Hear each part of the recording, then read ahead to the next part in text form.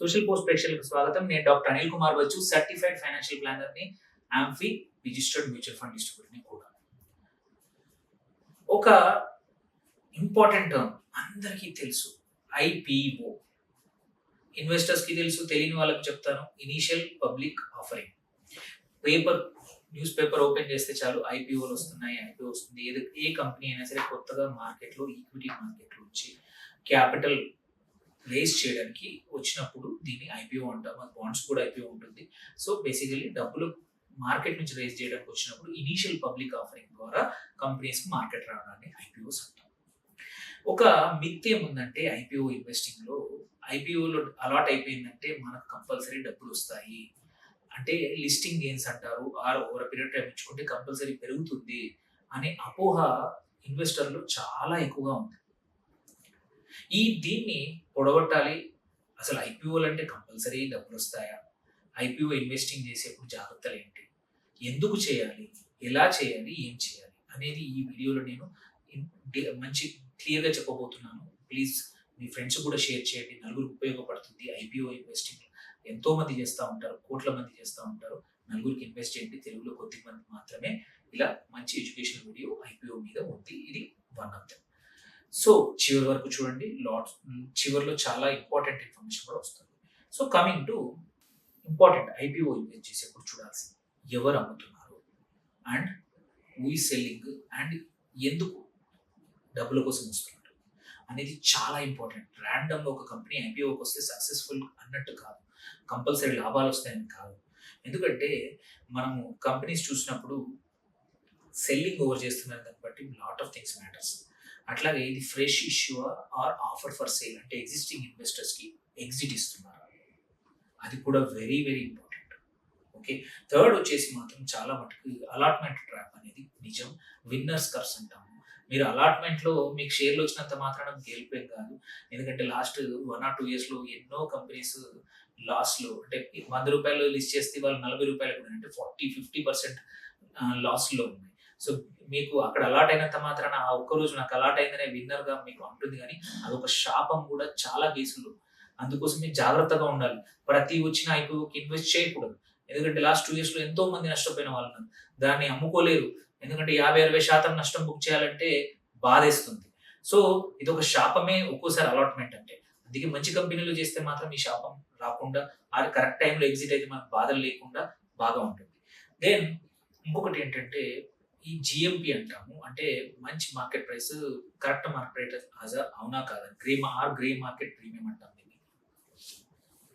ఈ grey market premium ఏం చెప్తుందంటే ఈ కంపెనీని రియల్ వాల్యూకు దగ్గరికి తీసుకొస్తుంది, but still it's a grey market premium only.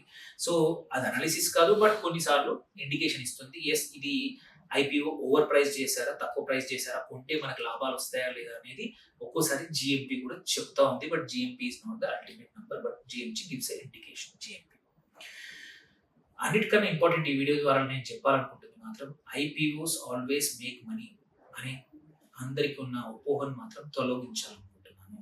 ఎందుకంటే అది నిజంగానే myth. Most of the time it is myth. అది తప్పు. ఎందుకంటే 70% ఆఫ్ దెమ్ లాస్లోనే వెళ్తున్నాయి రీసెంట్గా లిస్ట్ అయిన ఐపీఓలో. సో నియర్లీ 2025లో 102 కంపెనీలు మెయిన్ బోర్డులో లిస్ట్ అయ్యాయి. అందులో 70% కంపెనీస్ ఓన్లీ లిస్టింగ్ రోజు పాజిటివ్ అయినా సరే ఆ తర్వాత నష్టాలకు వెళ్ళిపోయాయి. అట్లాగే ఇష్యూ ప్రైస్ నుంచి is not equal to listing price. Issue 200 రూపాయలకు చేయొచ్చు, లిస్టింగ్ 150 అవ్వచ్చు, ఆర్ 220 అవ్వచ్చు. So issue price is not always listing price. So అది కూడా చాలా ఇంపార్టెంట్. మళ్ళీ ఇంకొకటి ఏంటంటే సబ్స్క్రిప్షన్ బాగాలేకపోవడం more or less predicts the pain. మనం చూసుకుంటే ఇండియాలో ఏవైతే ఓవర్ సబ్స్క్రైబ్డ్ ఐపీఓస్ ఉన్నాయో అవి కూడా లాంగ్ టర్మ్ రిటర్న్స్ బాగా ఇవ్వలేదు. సో హైప్ అనేది కూడా జాగ్రత్త. ఎందుకంటే ఎక్కువగా ఓవర్ సబ్స్క్రైబ్ అయినంత మాత్రాన సక్సెస్ అవుతుంది అనేది కూడా నిజం కానీ కాదు. అండ్ ఇంకొక లాస్ట్ ఇంపార్టెంట్ ఈ ప్రాబ్లమ్స్ లో చూసుకుంటే, మెగా ఐపీఓస్ అంటే 15,000 కోట్లు, 10,000 కోట్లు, 12,000 కోట్లు మార్కెట్ నుంచి రేజ్ చేశాడు వచ్చినప్పుడు ఎప్పుడు కూడా ఇబ్బందులే అవుతున్నాయి. ఆ లిస్టింగ్స్ ఆ కంపెనీస్ బాగా పర్ఫామ్ చేయట్లేదు. ఎగ్జాంపుల్ తీసుకున్నా కానీ ఎల్ఐసి కానీ, పేటిఎం కానీ, అండ్ టాటా క్యాపిటల్ కానీ, ఎగ్జావేర్ కానీ, మల్టిపుల్ కంపెనీస్ ఇప్పుడు లిస్టింగ్ ప్రైస్ కన్నా తక్కువ కూడా ఉన్నాయి. మెగా ఐపీఓ అన్నంత మాత్రాన అడ్వర్టైజ్మెంట్ ఎక్కువ ఉంది, అందరూ చేస్తున్నారని ఏం చేయాలన్న అవసరం లేదు. ఒకటికి 2 సార్లు ఆలోచించాల్సిందే. రీసెంట్‌గా చూసుకుంటే కూడా మనం చూసుకుంటే ఆహ్, మంచి కొంచెం వర్క్ అయినయి చూసుకుంటే మాత్రం ఇది బిలియన్ బ్రెయిన్స్ అంటాం. అట్లాగే మీషో యాప్ వాళ్ళది కూడా బాగా పర్ఫార్మ్ అయింది. ఎల్జీ ఎలక్ట్రానిక్స్ కూడా డీసెంట్‌గా అయింది. లెన్స్‌కార్ట్ కూడా డీసెంట్‌గా అయింది. అండ్ ఎటర్నల్ ఏదైతే జొమాటో అంటామో అది కూడా వర్కౌట్ అయింది. పర్ఫార్మ్ కాకుండా ఫెయిల్ అయిన వాటిలో పేటీఎం చూసుకోవచ్చు, ఎల్ఐసి చూసుకోవచ్చు, హ్యుండై మోటార్స్ చూసుకోవచ్చు, Ola electric and Swiggy, physics వాళ్ళ మళ్ళీ పైన్ ల్యాబ్స్ ఇవన్నీ కూడా అండర్ పర్ఫార్మ్ చేస్తున్నాయి. లిస్టింగ్ కన్నా కూడా కింద ఎక్కడో ఉన్నాయి. టాటా క్యాపిటల్, ఎగ్జావేర్ కూడా అంతే పరిస్థితి. సో లిస్టింగ్‌లో వచ్చాయి అంటే మాత్రం కంపల్సరీ కాదు. ఒకటికి 2 సార్లు ఆలోచించాలి. అలాగే మనం చూసుకోవాల్సింది ఏంటంటే 8 పాయింట్స్ కంపల్సరీ. ఇది చాలా ఇంపార్టెంట్ స్లైడ్. ప్రతి ఒక్కరు ఒకటికి 2 సార్లు దాచిపెట్టుకోండి, చూసుకోండి, స్క్రీన్‌షాట్ తీసి పెట్టుకోండి. ఏంటంటే ఒక కంపెనీ లిస్టింగ్‌కి ఎందుకు వస్తుంది? ఈ క్వెషన్ కంపల్సరీ కావాలి ఆన్సర్. లిస్టింగ్ పర్పస్ ఏంటి? ఎగ్జిస్టింగ్ ఇన్వెస్టర్స్‌కి ఎగ్జిట్ ఇవ్వడానికా? కొత్త కెపాసిటీని బిల్డ్ చేసుకోవడానికి క్యాపిటల్ కోసం వస్తున్నారా? ఆర్ అప్పులు తక్కువ చేసుకొని ప్రాఫిటబిలిటీ పెంచుకోవడానికి వస్తున్నారా? Reasons are very important. అది ఫస్ట్. ఈ క్వెషన్‌కి ఆన్సర్ లేకపోతే don't get into IPO. Second వచ్చేసి is it profitable or just growing? చాలా లాస్ మేకింగ్ కంపెనీస్ కూడా ఇప్పుడు ఐపీఓస్‌కి వస్తున్నాయి. ఇంతకుముందు ఆ పరిస్థితి లేదు. సో, రీసెంట్‌గా సడెన్‌గా ప్రాఫిటబుల్ వచ్చిందా లిస్టింగ్ కన్నా ముందు? అది కూడా డేంజరస్సే. అది నిజమా కాదో తెలీదు. సో, ప్రాఫిటబుల్ కంపెనీ అయితే tends to continue profitability. Recent profitability or still లాస్‌లో ఉంటే మాత్రం నా సజెషన్ అవాయిడ్ చేయండి. దెన్ వాల్యుయేషన్ తన లిస్టెడ్ పియర్స్ ఏవైతే అదే కంపెనీ, అదే సెక్టార్‌లో ఉన్న కంపెనీస్ కన్నా వాల్యుయేషన్ ఎక్కువ ఉందా, తక్కువ ఉందా అని చూసుకోవడం చాలా ఇంపార్టెంట్. అది ఎక్కువగా ఉంటే మాత్రం అవాయిడ్ చేయండి. Then who is selling and who is buying అనేది వెరీ ఇంపార్టెంట్. రిటైలర్స్ కొంటున్నారా? ఇన్‌స్టిట్యూషన్స్ కొంటున్నాయా? మళ్ళీ ఎవరు అమ్ముతున్నారు? రిటైలర్స్ అమ్ముతున్నారా? ప్రమోటర్ అమ్ముతున్నాడా? ఎగ్జిస్టింగ్ ఇన్వెస్టర్స్ అమ్ముతున్నారా? అనేది కూడా వెరీ ఇంపార్టెంట్. దాన్ని బట్టి ప్రెడిక్ట్ చేయొచ్చు ఐపీఓ ఎటువైపు వెళ్తుందో. అట్లాగే ప్రమోటర్ క్వాలిటీ కూడా ఇంపార్టెంట్. గవర్నెన్స్ కూడా ఇంపార్టెంట్. ఈ కంపెనీ ఓనర్స్ ఎవరు? ఎవరు రన్ చేస్తున్నారు అనేది very very important. Corporate governance. తర్వాత లాక్ ఇన్ ఎక్స్‌పైరీ ఏమైనా ఉందా? ఏది ఎగ్జిస్టింగ్ ఇన్వెస్టర్స్‌కి కానీ అవన్నీ. అది కూడా చూసుకోవాల్సిందే. అట్లాగే జీఎంపీ ఉన్నంత మాత్రాన కంపల్సరీ గ్రే మార్కెట్ ప్రీమియం 20% ఉంది, 30% ఉంటే లాభం వస్తుందంటే తెలీదు. ఒకటికి 2 సార్లు ఉన్న మిగిలిన ఫ్యాక్టర్స్ కూడా చూడండి. సబ్స్క్రిప్షన్ కూడా ఎక్కువ ఉందన్నంత మాత్రాన లిస్టింగ్ గెయిన్స్ వస్తాయంటే no. So, still numbers are important. Subscription ఒక 50 మార్కెట్‌లో హైప్ ఉండి ఇట్లా ఓలా చూసాము. ఓలా ఎలక్ట్రిక్ చూసాము. మార్కెట్‌లో హైప్ ఉండింది. సో, బట్ తర్వాత ఏమైంది?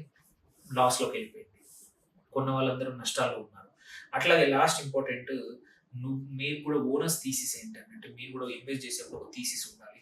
అండ్ ఎప్పుడు ఐపీఓ మేక్ సెన్స్ అనేది చూసుకుంటే ఒకటి యూనిక్ బిజినెస్ ఆ స్పేస్‌లో ఎక్కువగా లేవు. అప్పుడు మనం చేసుకుంటే ఏంటంటే ఆ stock can perform well because అక్కడ కాంపిటీటర్స్ లేరు, పియర్స్ లేరు ఆ సెక్టార్‌కి. సెకండ్ మంచి మార్జిన్ ఆఫ్ సేఫ్టీ ప్రైస్ విషయంలో ఎక్కువగా ఓవర్ ప్రైస్ చేయకుండా కరెక్ట్ వాల్యుయేషన్ ఉంది, డీసెంట్ వాల్యుయేషన్ ఉంది. అప్పుడు తీసుకోవచ్చు.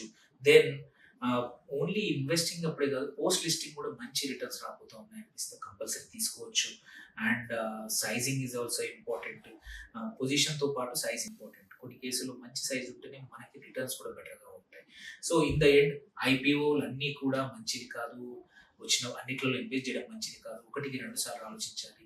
ఐపీఓ వచ్చినప్పుడు మార్కెటింగ్ బడ్జెట్ ఎక్కువగా ఉంటుంది, అడ్వర్టైజ్మెంట్ ఎక్కువ ఉంటుంది, పీఆర్ ఎక్కువ ఉంటుంది. సడెన్‌గా కంపెనీస్ ప్రాఫిటబుల్ అవుతాయి. వాటి ట్రాప్‌లోకి పడొద్దు. మనం లాస్ట్ 2, 3 ఇయర్స్ నుంచి చూస్తున్నాము. సంవత్సరానికి 100 పైన లిస్టింగ్ అవుతున్నాయి. అందులో ఒక 20, 30 మాత్రమే ప్రాఫిటబుల్‌గా ఉంటున్నాయి after few years also.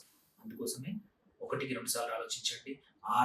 IPO బదులు ఎగ్జిస్టింగ్ కంపెనీస్‌లో proven numbers, proven data, proven fundamentals, projections బాగున్న వాటిలో ఇన్వెస్ట్ చేసుకోండి. ఈ వీడియోని నలుగురికి షేర్ చేయండి. ఎందుకంటే చాలా ఉపయోగపడే కంటెంట్, బేసిక్ కంటెంట్ నలుగురికి ఉపయోగపడుతుంది. చాలా మందికి డౌట్స్ ఉంటాయి. ఎవరిని అడగాలో తెలియదు. అలాంటి వాళ్ళు ఇది చూసుకొని చాలా డౌట్స్ క్లియర్ అవుతాయి. మీకు ఇంకా ఏమైనా క్వెషన్స్ ఉంటే రీచ్ అవుట్ అవ్వచ్చు. Thank you for watching. Signing off doctor.